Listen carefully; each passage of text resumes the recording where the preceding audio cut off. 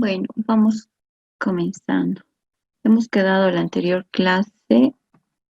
Habíamos terminado de ver el impuesto municipal a la transferencia onerosa. Entonces, hoy vamos a dar el control de lectura, pero como veo que se están atrasando, vamos a recorrerlo, vamos a avanzar este último temita de los impuestos y vamos a comenzar el control de lectura.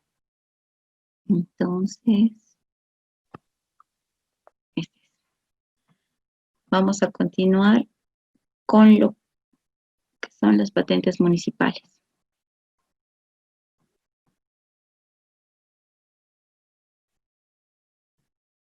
¿Qué es la patente municipal? Bueno, la patente municipal es un tributo cuyo hecho generador es la autorización para la realización de actividades económicas en general.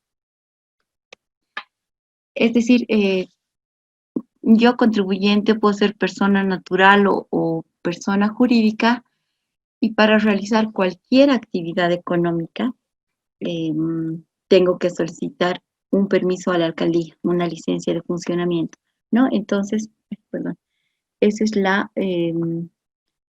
la patente municipal para toda actividad económica en general. Ahora, dentro de las licencias de funcionamiento, dentro de esas patentes, existe una clasificación, las patentes de las actividades económicas de localización permanente. ¿Cuáles son las de localización permanente? Son aquellas patentes que funcionan a partir de 6 meses en adelante. Por eso se las llama permanentes.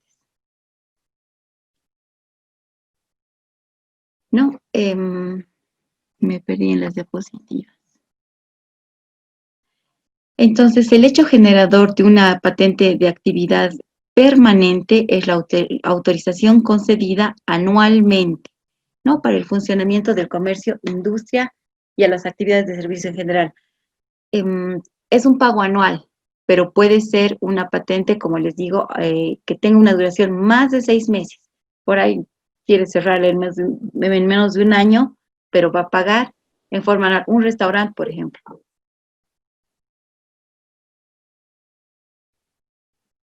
¿Quiénes son sujetos pasivos de esta licencia de funcionamiento permanente? Son las personas naturales o jurídicas, públicas o privadas, con o sin personería jurídica que realicen cualquier actividad, ¿no? Previa autorización, lo que decíamos, no importa la actividad que tenga, voy a necesitar un permiso. Existen también exenciones para las patentes y están exentas las patentes de funcionamiento, las asociaciones, las fundaciones, instituciones religiosas, culturales, educativas, gremiales, sin fines de lucro, ¿no? Igualmente tienen que efectuar la formalización, como habíamos visto para el IPBI, tienen que cumplir con los estatutos, que son sin fines de lucro, y que todo lo que se va a recaudar va a ir para el fin, y en caso de disolución no se van a repartir entre ninguno de los asociados, ¿no? Cuando hablamos de educativas, solamente se refiere a escuelas fiscales o públicas, no particulares, ¿no? También las actividades de funcionamiento de las públicas nacionales, departamentales y municipales, así como las actividades de los beneméritos. Un benemérito quiere tener un almacén, por ejemplo, esa licencia de funcionamiento la tiene que sacar, pero va a estar exenta. Y igual, siempre y cuando demuestre que es benemérito o viuda de benemérito, con los requisitos que acrediten tal situación.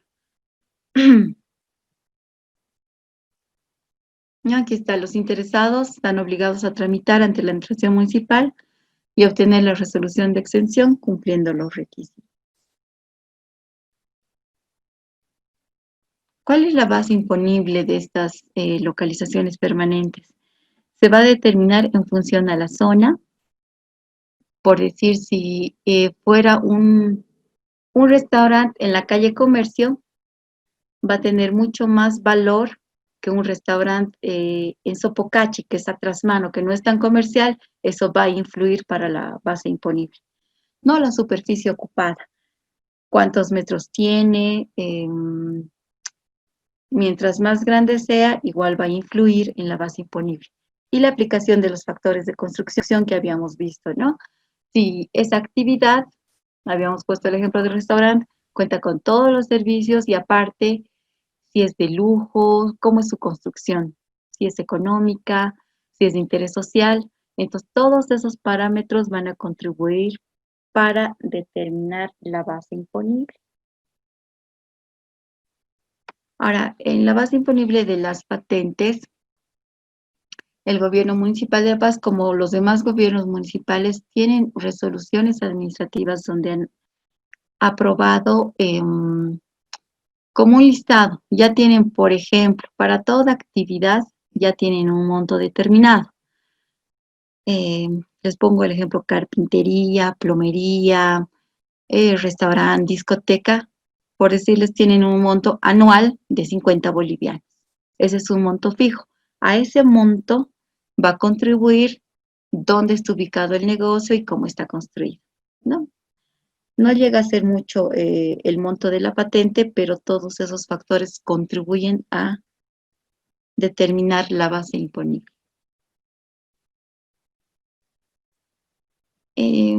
Otra clasificación de patentes son las patentes a la actividad económica de localización eventual.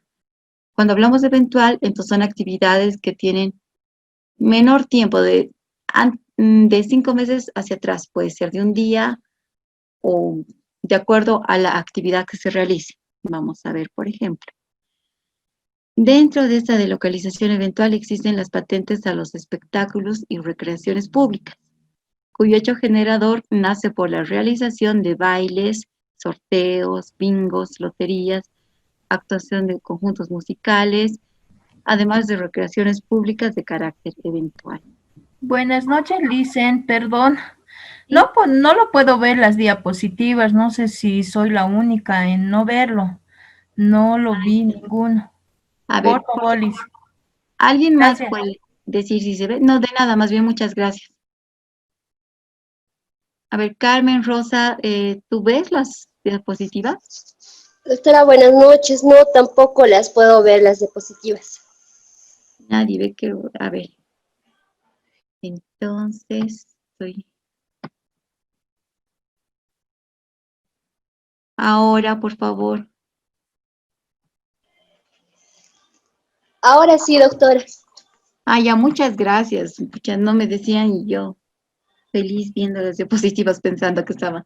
Bueno, igualmente les voy a pasar las diapositivas. De todas maneras, vamos viendo juntas. Bueno, estábamos en estas, en las patentes de actividad económica de localización eventual. No, dentro de esta clasificación de patentes están la de espectáculos públicos y recreaciones. Habíamos dicho bailes, sorteos, bingos, loterías. Por ejemplo, si yo quiero hacer una kermés en la Plaza Baroa, tengo que pagar a la alcaldía para utilizar la plaza, ¿no? Entonces, en ese caso va a ser eventual. Y así un bingo, un concierto. Entonces, a esas actividades se las llama de actividad eventual.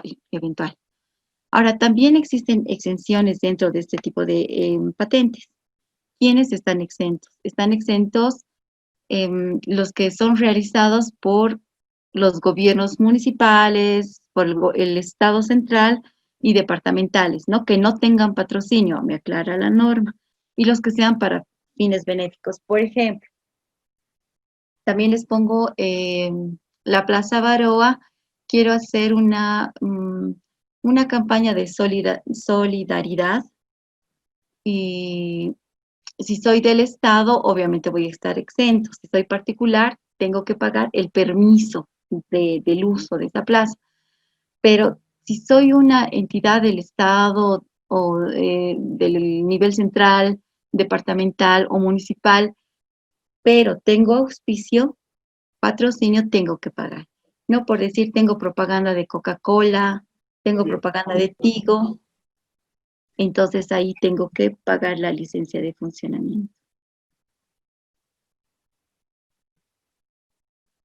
¿Cuál es la base imponible de estas patentes de localización eventual? Por sus características especiales está dada por la realización de los espectáculos públicos, ¿no? Como actividades teatrales, musicales, bailes, fechas especiales u ordinarias. O sea, la base imponible va a estar dada por la actividad en sí.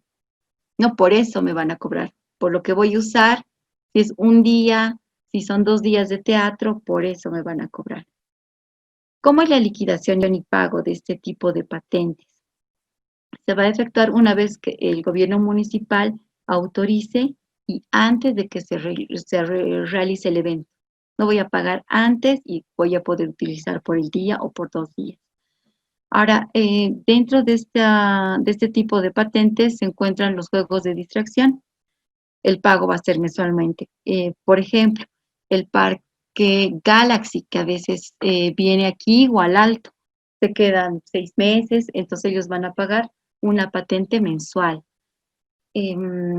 También pueden ser los circos dentro de estos juegos de distracción, lo que se quedan 2, 3 meses, entonces ellos también van a pagar por cada mes que se quede.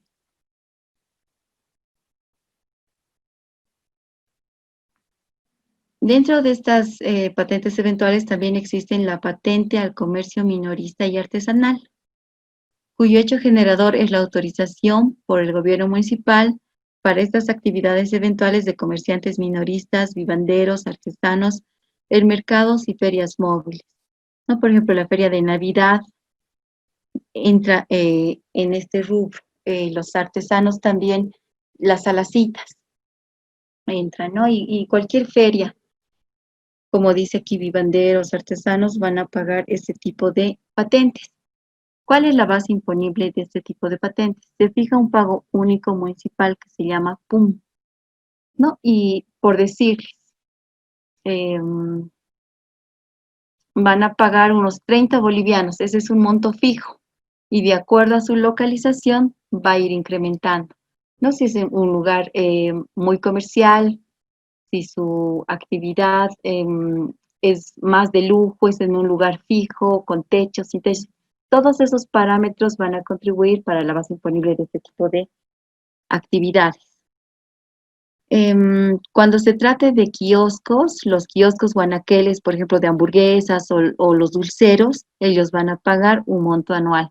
Obviamente no es muy elevado, pero como ya es fijo estos kioscos, y los carritos de hamburguesa, a pesar que se los llevan, los levantan, los cierran, entonces sí pagan anualmente, ¿no? Por el tipo de actividad que se realiza. Y están dentro de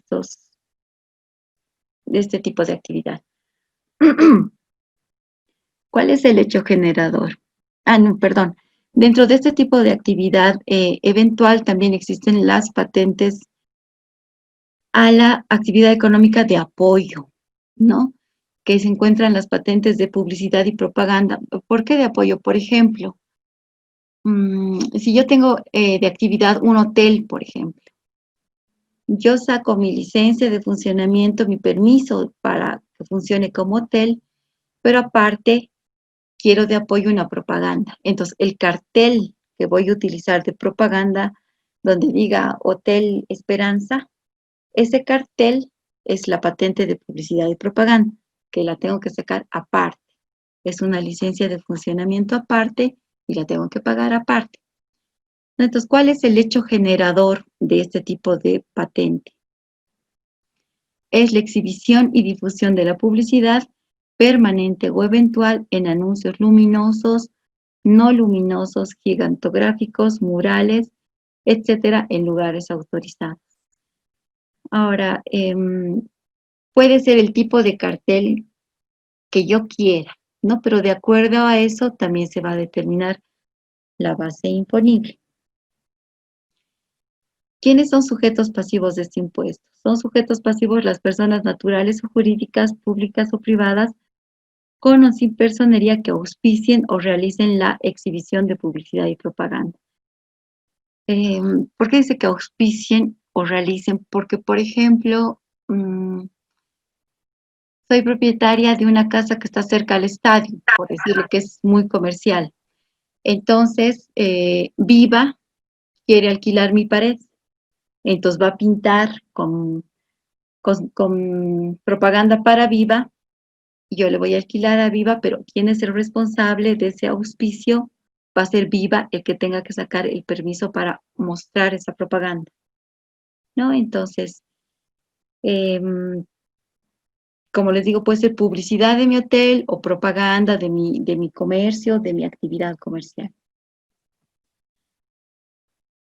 ¿Quiénes están exentos de este tipo de patentes? Están exentas las personas naturales o jurídicas que instalen placa de identificación de local comercial no mayor a 1 metro cuadrado endosado a la pared, y las señalizaciones del tráfico vehicular. Por ejemplo, si un médico va a instalar en la puerta de su consultorio la identificación pediatra, doctor Mario Flores, sabemos que esos tipos de identificación no tienen más de 1 metro, entonces no está catalogado como propaganda, está exento. Puedo identificar en la puerta de mi casa familia Oporto, por decirlo. Entonces, ese tipo de identificación no tiene que sacar licencia de funcionamiento y no tiene que pagar, siempre y cuando no sea mayor de 1 metro. Y las señalizaciones del tráfico vehicular, peatonal, obviamente esos carteles que son de educación vial no van a pagar la patente de funcionamiento. Perdón, volveremos aquí. Habíamos dicho que el hecho de generador de este tipo de patentes de publicidad y propaganda puede ser en anuncios luminosos, gigantográficos. Entonces aquí la base imponible de este tipo de impuestos va a estar dada por las características que tenga el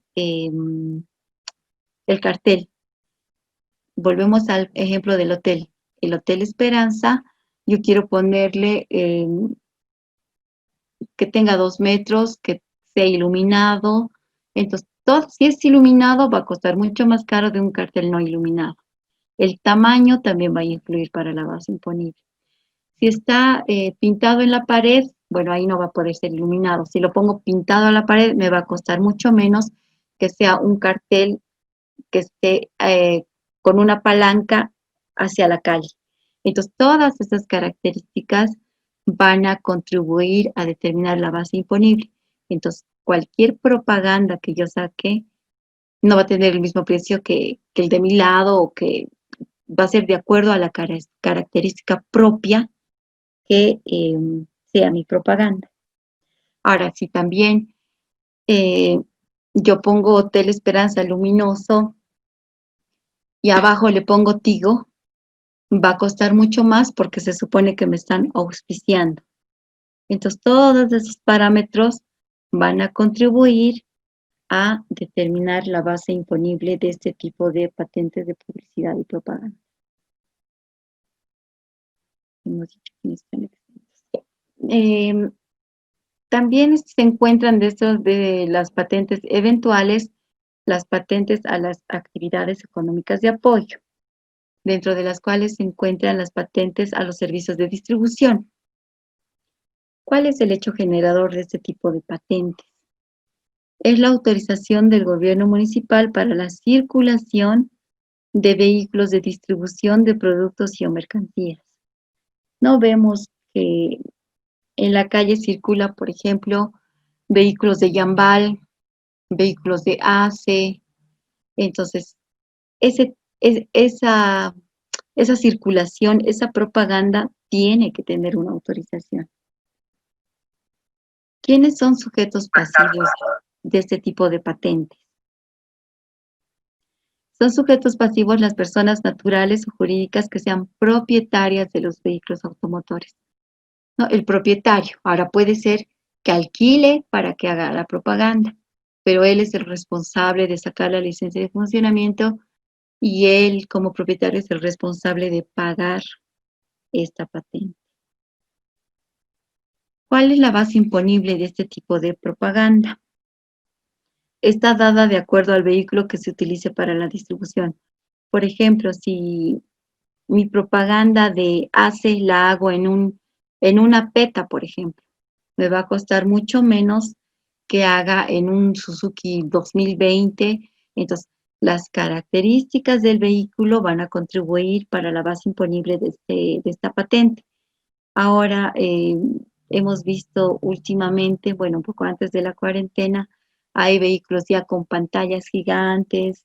Entonces, obviamente, ese tipo de servicio de distribución va a pagar un poco más.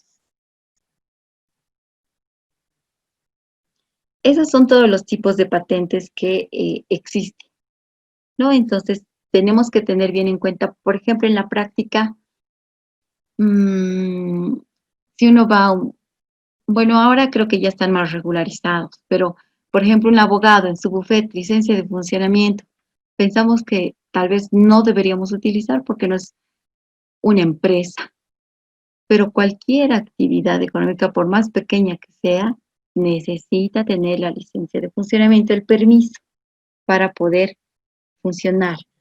¿Qué pasa si no cumple? Entonces, el gobierno municipal tiene un proceso de clausura. Ahorita lo vamos a ver, ¿no? A ver, este es el procedimiento de clausura que tiene los gobiernos municipales.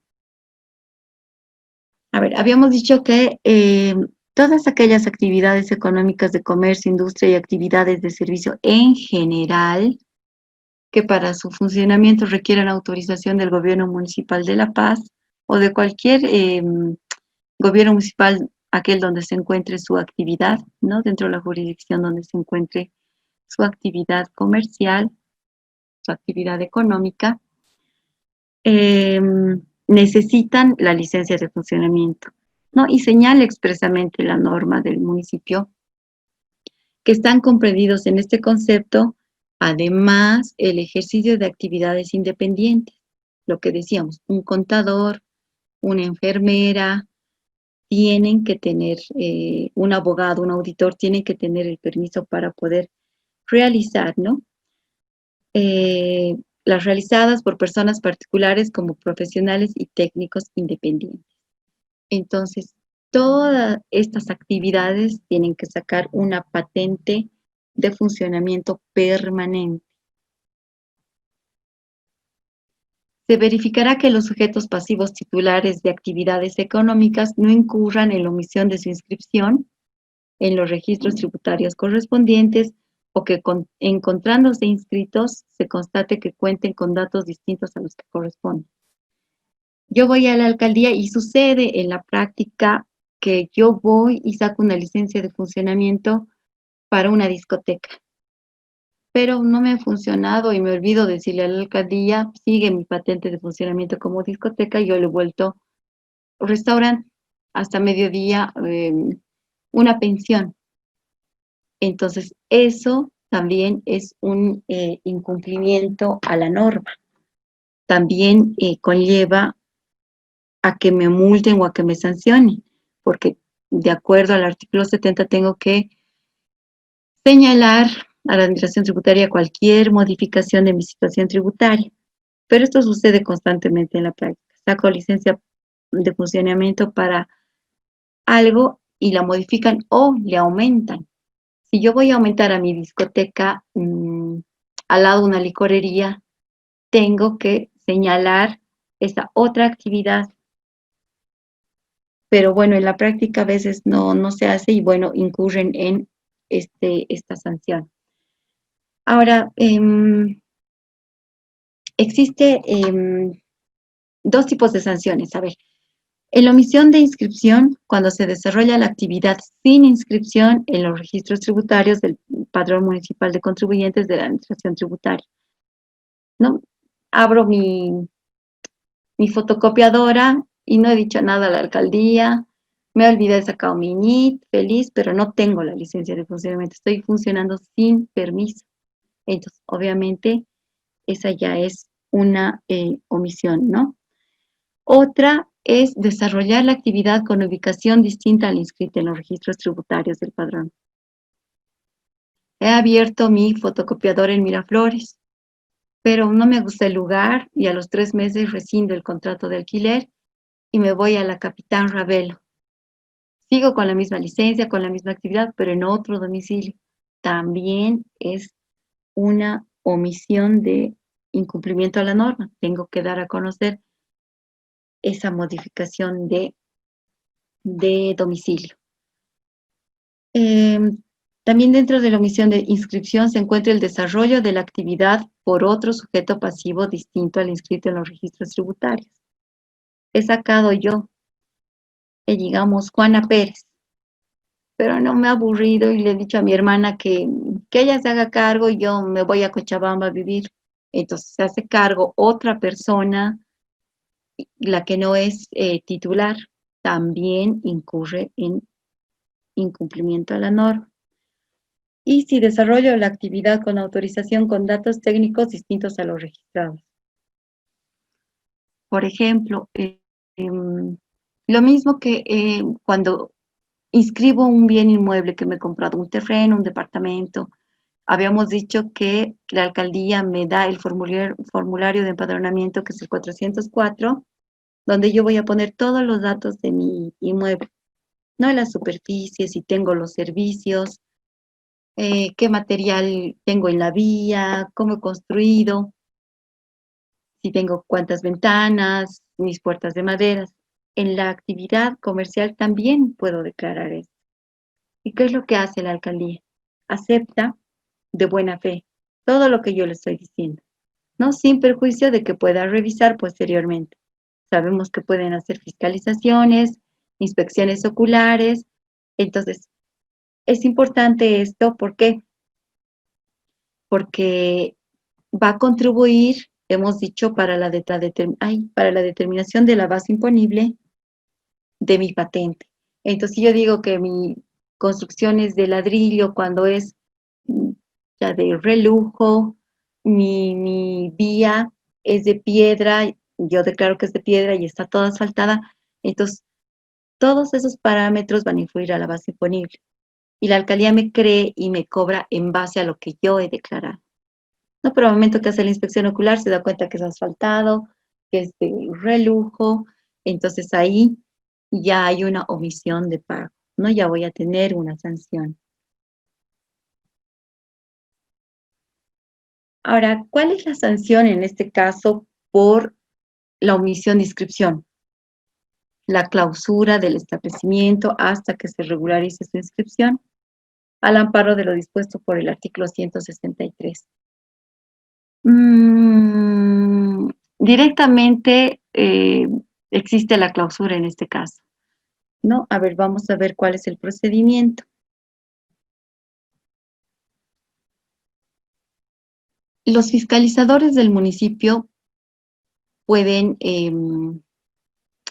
efectuar fiscalizaciones al sorteo, por denuncia, etcétera.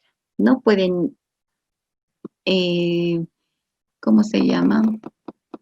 Identificar, por ejemplo, por padrón municipal de contribuyente, que hemos dicho que es como el número de carnet de identidad de los contribuyentes.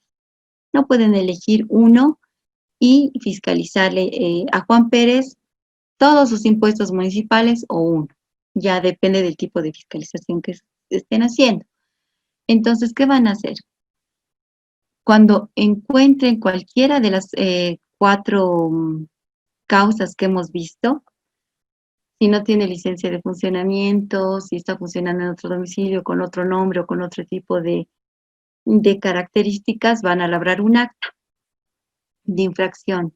No, este documento, de acuerdo al artículo 168 del Código Tributario, va a actuar como un auto inicial de sumario contravencional. ¿Qué tiene que contener este acta? Tiene que contener el número de acta, lugar y fecha, hora de emisión del acta. El nombre, razón social o denominación de la actividad, cédula de identidad o el registro tributario, la dirección de la actividad, el tipo de la actividad, qué norma específica se ha infringido, es decir, si no cuenta con el patente, si está en otro domicilio, ¿no? Cualquiera de los 4 que hemos visto. Y va a tipificar la contravención tributaria, haciendo constar la sanción que en caso de no regularizar su inscripción en 20 días, le da un plazo de 20 días, puede regularizar en esos 20 días, ¿no? O rectificar o demostrar que se ha equivocado el fiscalizador y es como unos 20 días de prueba. Y tiene que estar obviamente firmado por el funcionario actuante, ¿no? Y describir si hay algunas observaciones. A veces no ha querido recibir el acta, entonces le he notificado y tengo testigo de actuación o cualquier causa que en ese momento suscite, puede describirla en las observaciones. Cuando se ha vencido el plazo de los 20 días otorgados en esta acta de infracción, se va a poder proceder a emitir la resolución sancionatoria, también en un plazo máximo de 20 días siguientes al plazo anterior. Ahora, dentro de esos 20 días, como les digo, puede el contribuyente demostrar. Tal vez el fiscalizador se ha equivocado, no ha visto, puede demostrar, estaba en mi cajón, pero bueno, tiene que estar en un lugar público, pero a veces se les cae, guardan en el cajón. Ya han habido también muchos casos de esos en la autoridad, han presentado sus cámaras, por ejemplo, de filmación, y evidentemente tenían la licencia de funcionamiento. Entonces, cada caso en particular es diferente, pero esos 20 días pueden ser tomados, como les digo, como pruebas, o dentro de esos 20 días pueden regularizar. No es sacado allá, entonces voy, regularizo, saco, o declaro mi nuevo domicilio, o la llevo a mi hermana para que se haga la titular, puedo hacer en los 20 días, ¿no?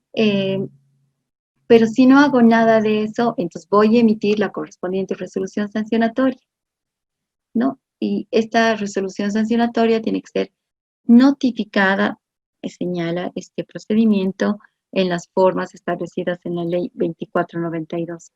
Sabemos que esas formas establecidas en la ley 2492 puede ser notificación personal, puede ser por cédula cuando no encuentro en forma personal. Y ahora con la introducción de la notificación electrónica, sabemos que si yo, contribuyente, he otorgado un correo por el cual me puedan enviar cualquier información, entonces plenamente válida esa notificación vía electrónica. Entonces, de acuerdo, también puede ser por edictos, de acuerdo al caso, ¿no? Que vea el fiscalizador, son aceptables todas estas formas de notificación. Esta resolución sancionatoria tiene que tener como contenidos mínimos, les digo los requisitos mínimos porque en caso de que no cumplan con estos requisitos, el acta como la resolución sancionatoria pueden ser motivo de nulidad. Obviamente no por el número de resolución ni lugar y fecha de emisión, ¿no?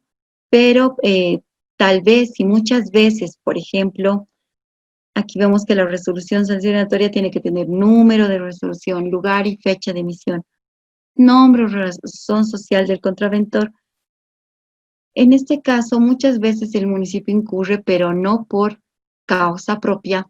Por decir, el titular era mi abuelito, Juan Pérez, y murió.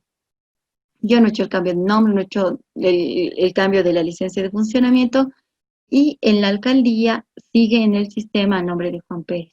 Entonces va a ser el procedimiento de clausura a nombre de Juan Pérez. Si yo he hecho la modificación, he dado a conocer que ha muerto el abuelito, y si lo han hecho a nombre de Juan Pérez, ahí sí es causal de nulidad. Pero si no he hecho conocer, obviamente no. Pero en esas cosas tenemos que estar atentos, tanto como administración tributaria como contribuyente. No, el número de identificación tributaria.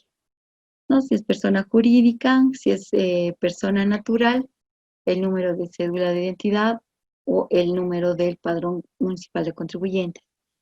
Se debe identificar la actividad económica y el número de acta de infracción, así como el acto u omisión que origina la contravención y la norma específica infringida. Aquí va a señalar que de acuerdo al acta notificada o entregada al contraventor en fecha tanto, se va a contar la historia. Necesariamente tiene que contener esos requisitos. Y va a tipificar la contravención tributaria que hemos dicho que para este tipo de casos es la clausura, ¿no? Y la sanción, en este caso va a decir, determina clausurar la actividad económica de Juan Pérez hasta que cumpla, ¿no? Y si dentro de esos 20 días el contribuyente ha presentado descargos o pruebas, entonces tiene que contener esta resolución sancionatoria, ¿no? La relación de pruebas de descargo, todo lo que haya alegado el contribuyente. Pueden ser solamente alegaciones verbales sin documentación. Tienen que estar transcritas y respondidas. Y decir por qué esas alegaciones o por qué esas pruebas no valen para que se me exima de la clausura, ¿no? Para salvarme de la clausura. Entonces tiene que estar justificada toda mi prueba o alegación que yo presente.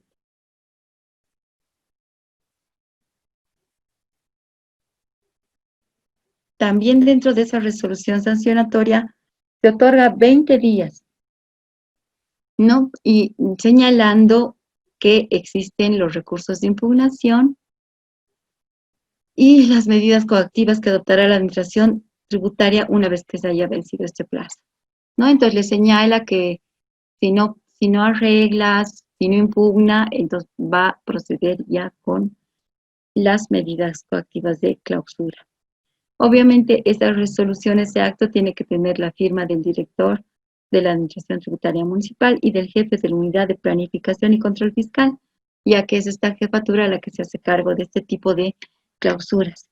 Ahora, en este caso sí, han habido casos donde no existía la firma, se han olvidado, solo habrán firmado la copia, pero la copia original notificada no contenía la firma. En este caso, también obviamente va a ser causal de nulidad.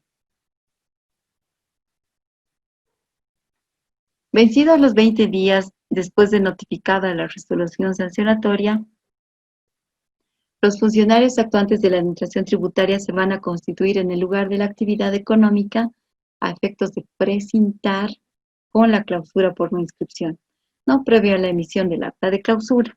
Van a emitir el acta, le van a entregar al contribuyente y van a proceder al precintar directamente.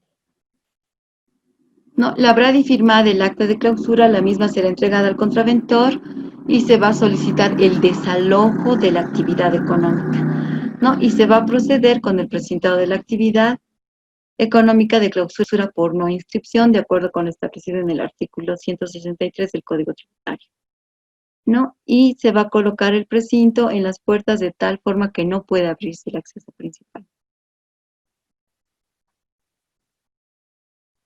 Pero, ¿qué pasa si en algunos casos el negocio funciona a veces en el domicilio del contribuyente?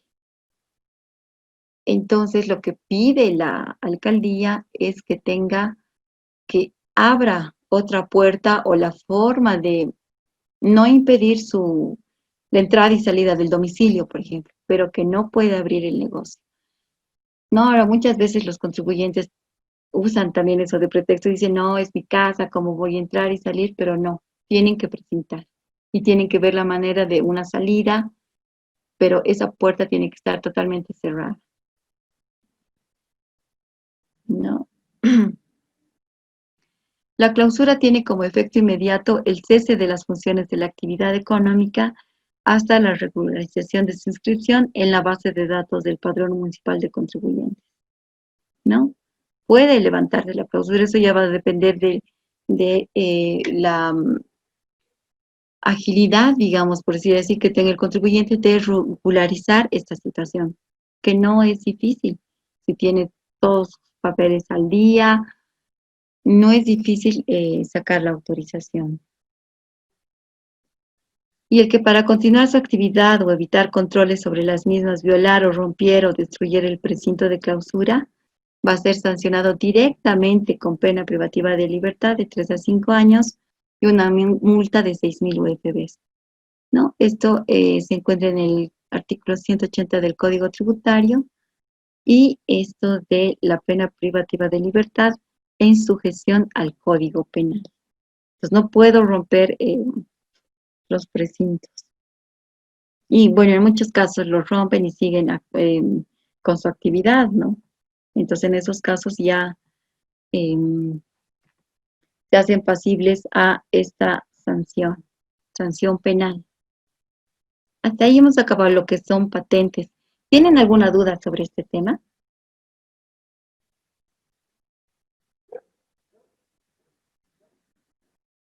Pregunten, por favor.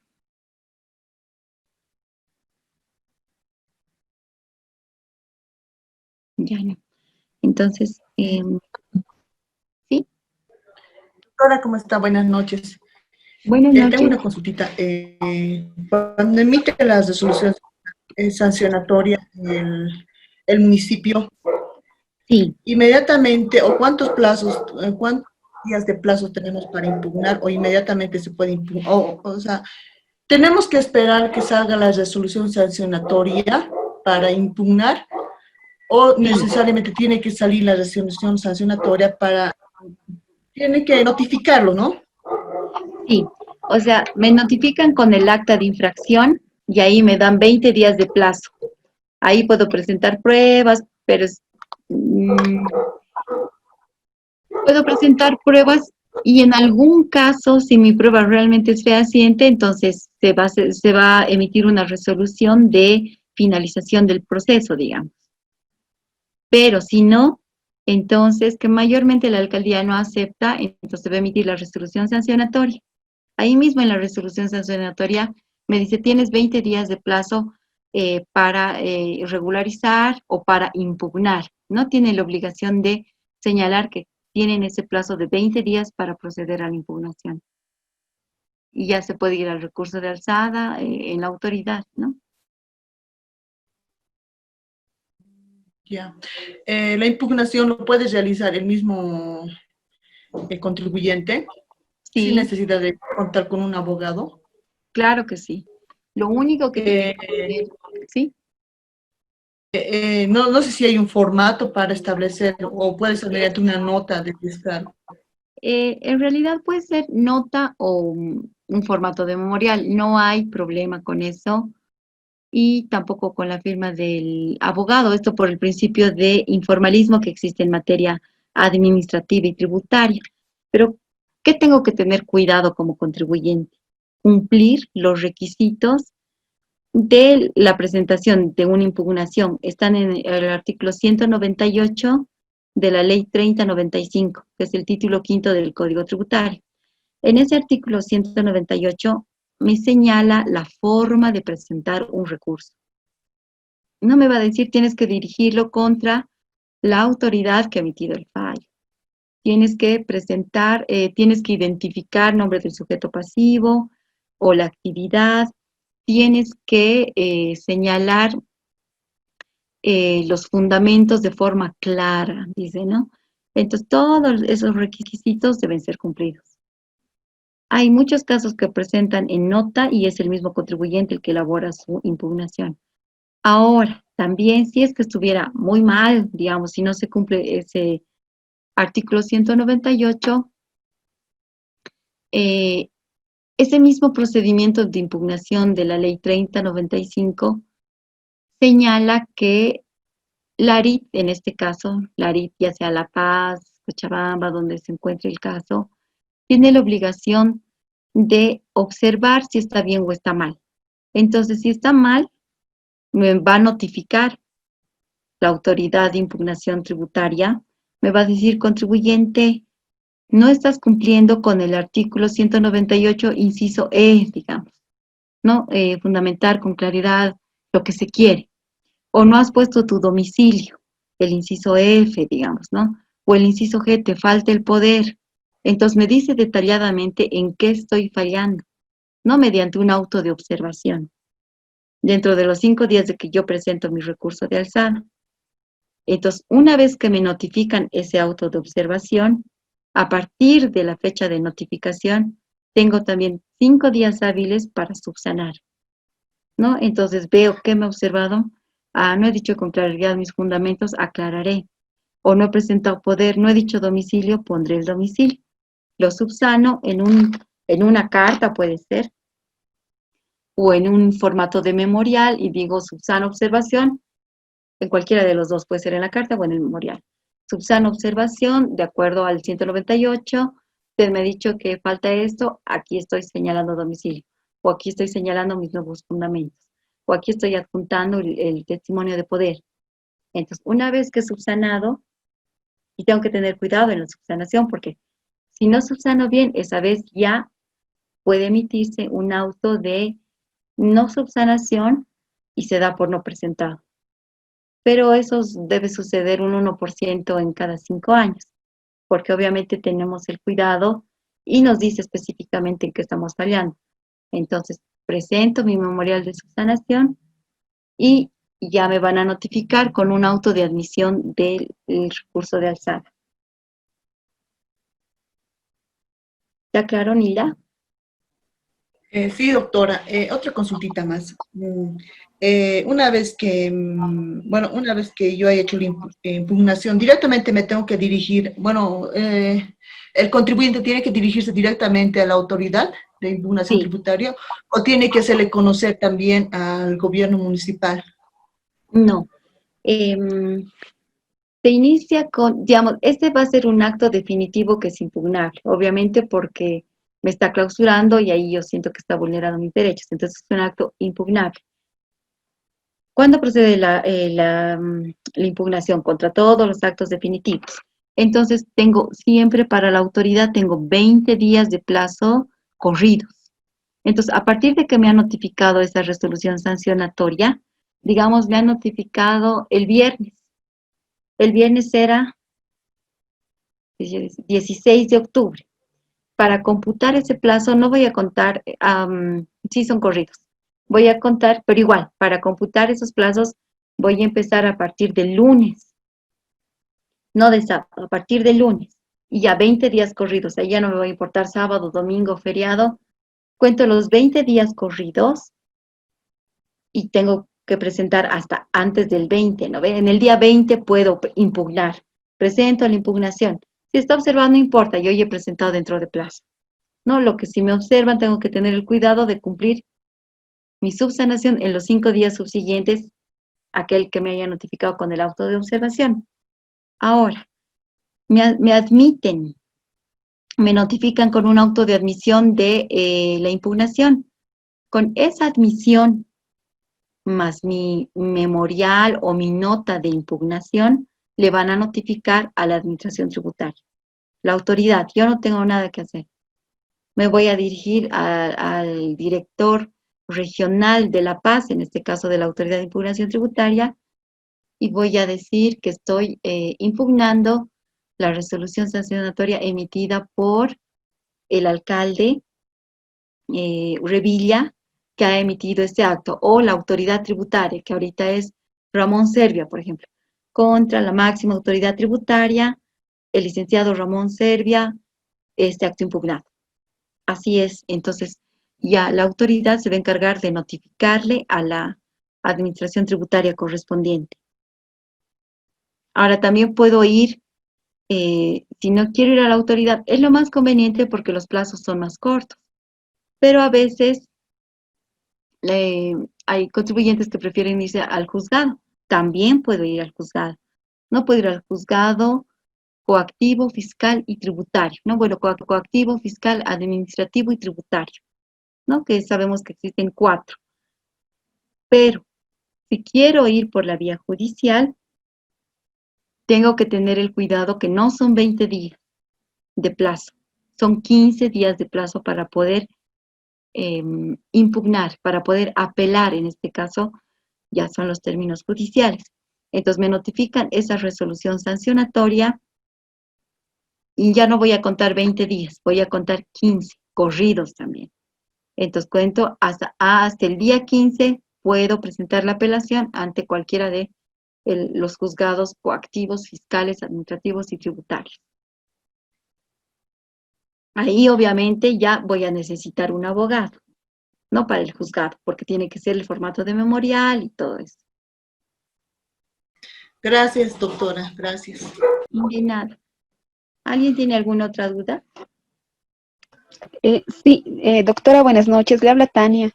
Tania. Doctora, buenas noches. Una consulta. ¿Qué pasa en el caso de los edificios, doctora? Digamos que en muchos casos el nombre, digamos, excede el metro, ¿no? ¿Esto estaría considerado como una publicidad? Sí, si excede el metro, sí. Pero muchas veces no fiscalizan, pues.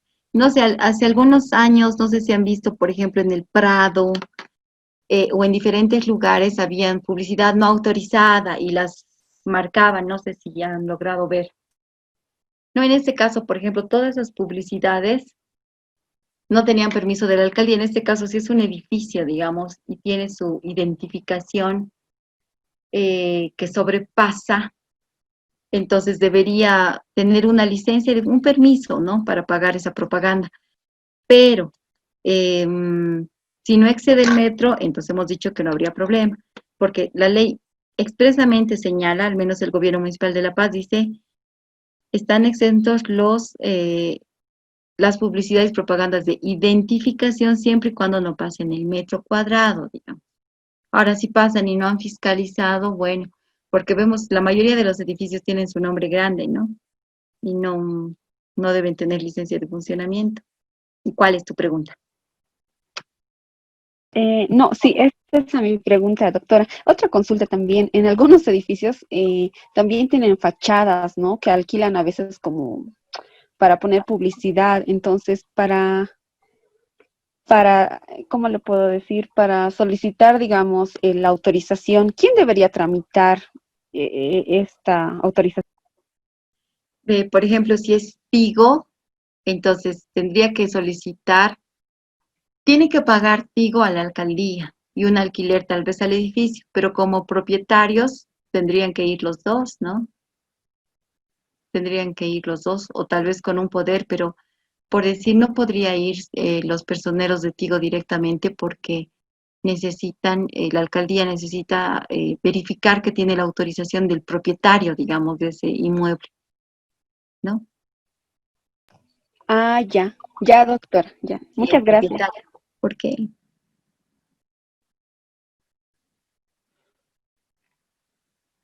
bueno,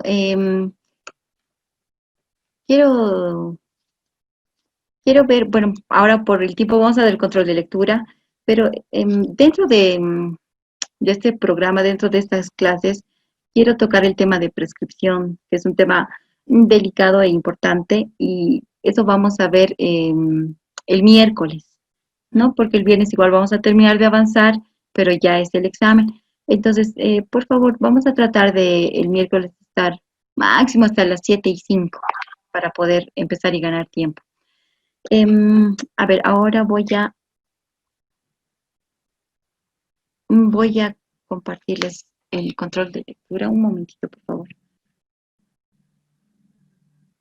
Mm.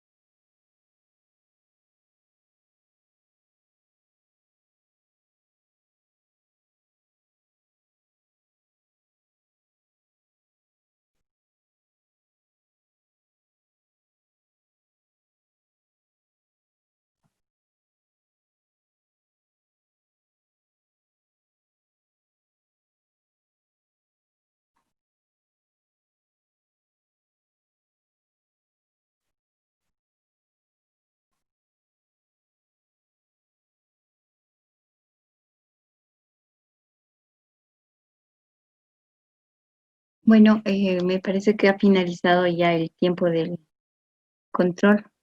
Espero todos hayan acabado.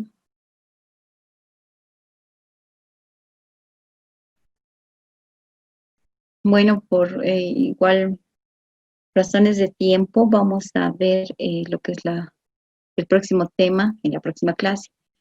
Por favor, como les había dicho, que si podemos estar a las 7:05 máximo para poder abarcar todo lo que nos resta del módulo.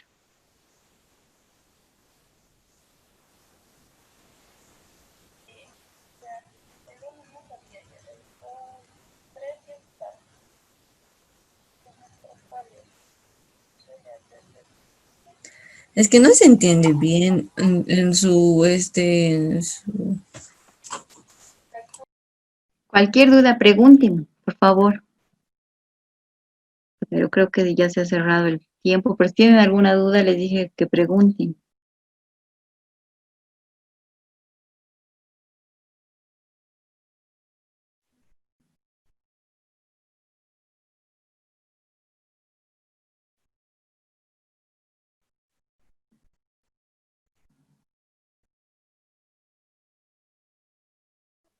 Doctora, efectivamente ya está cerrado, entonces la pregunta 5 era para escribirla, bueno, en mi caso, entonces eso lo va a calificar usted, me imagino, ¿no?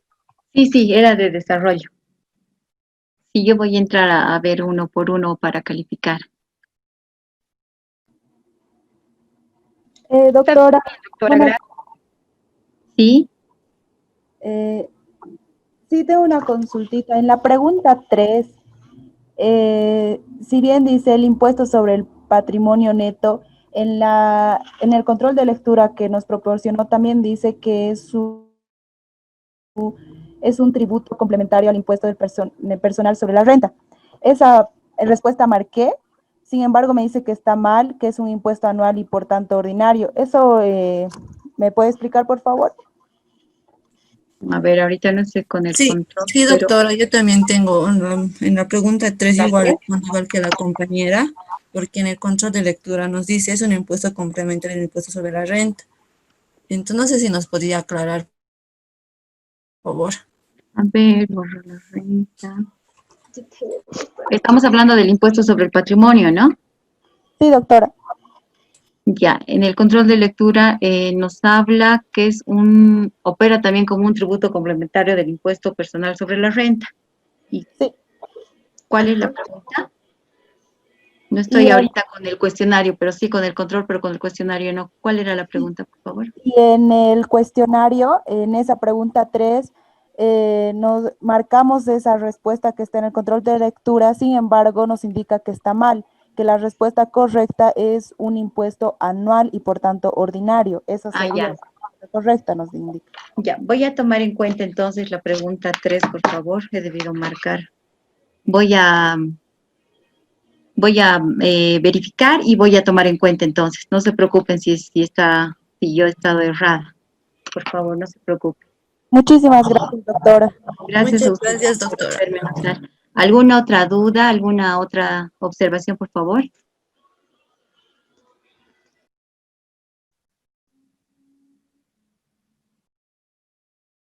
Ya, entonces, la pregunta 3. Bueno, entonces, hasta aquí llegamos por hoy. No, si tienen alguna duda, igual desde que hemos iniciado la clase con algún tema que recién les surja, me preguntan el miércoles o ahora, no sé, depende de ustedes, pero no se queden con la duda en nada, ¿no? Porque finalmente, como el tiempo es corto en